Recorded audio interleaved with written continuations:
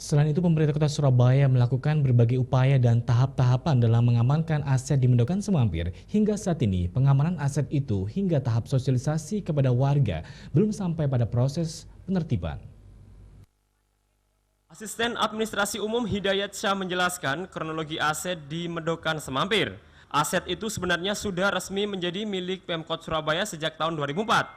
Namun karena itu tanah kosong dan dengan berjalannya waktu, tanah tersebut kemudian dihuni oleh warga, sehingga Pemkot berusaha untuk mengamankan aset itu kembali.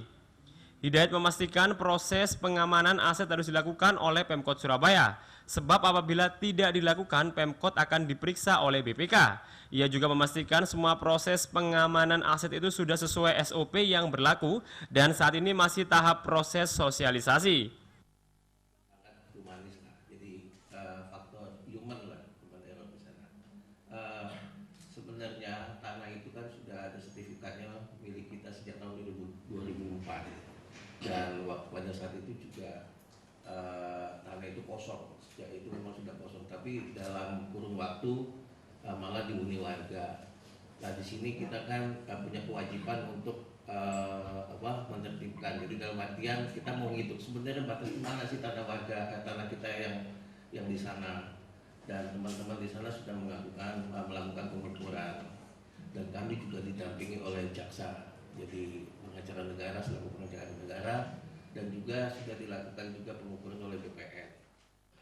Kepala Dinas Pengelolaan Bangunan dan Tanah Kota Surabaya, Maria Teresia Eka Rahayu memastikan tanah itu merupakan aset Pemkot Surabaya yang masuk dalam rencana pengembangan Makam Keputih.